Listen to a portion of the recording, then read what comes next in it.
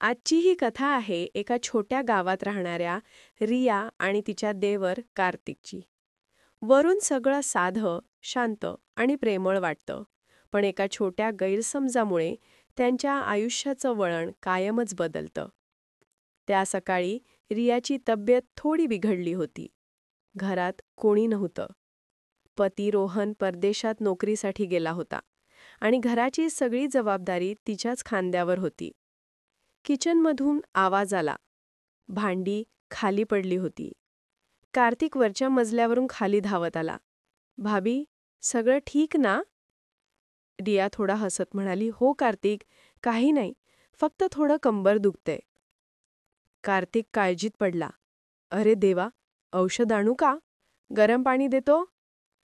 त्याच्या नजरेत खरी आपुलकी होती. कुठलाही वाईट हेतू नव्हता.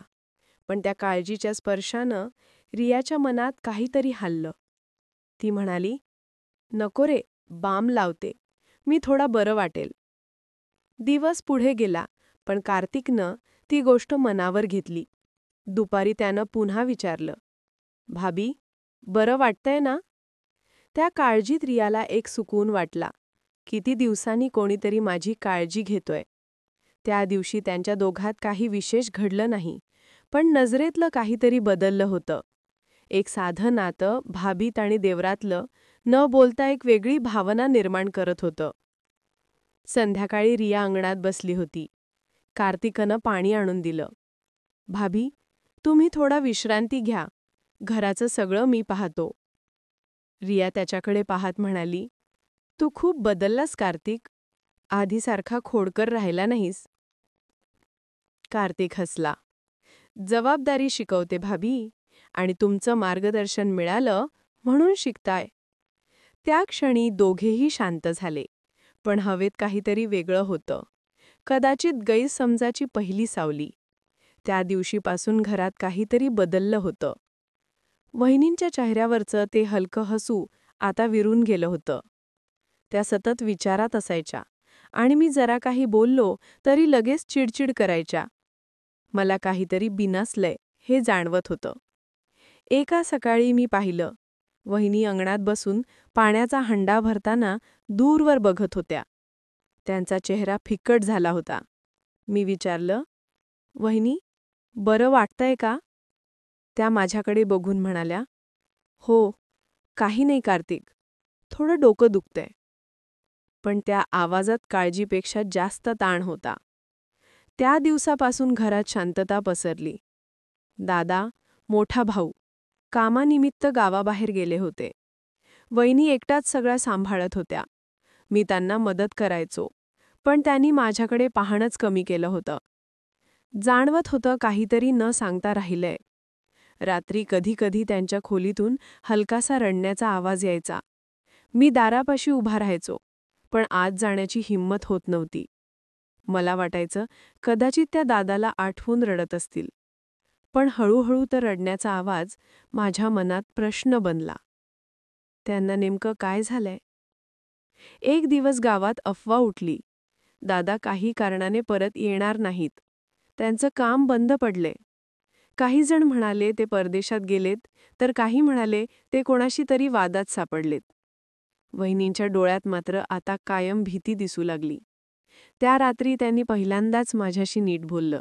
त्या म्हणाल्या, "कार्तिक, आयुष्य काही वेळा असं वळतं की आपण काही करू शकत नाही. काही गोष्टी सांगता येत नाहीत." मी विचारलं, "पण वहिनी, दादा परत येतील ना?" त्यांनी माझ्या डोळ्यात बघून इतकंच म्हटलं, "प्रत्येक परतणं नशिबात नसतं रे." त्या शब्दांनंतर मी रात्रभर झोपू शकलो नाही. मनात हजार प्रश्न घोळत होते. दादा कुठे आहेत? वहिनींना इतकी भीती कशाची आहे? आणि मी हे सगळं शांतपणे का बघतोय? पण मला तेव्हा कल्पनाही नव्हती की पुढचं सत्य इतकं भीषण असणार आहे की माझं आयुष्य कायमच बदलून टाकेल. त्या रात्री मी ठरवलं, काहीही झालं तरी आता मला सत्य शोधायचंच आहे. माझ्या डोळ्यांसमोर सगळं विस्कटत चाललं होतं. दादा कुठे आहेत? वहिनींना काय झालंय? आणि त्यांच्या चेहऱ्यावर कायम दिसणारी ती भीती, याचं उत्तर मला हवं होतं. दुसऱ्या दिवशी पहाटेच मी उठलो. वहिनी मंदिरात गेल्या होत्या.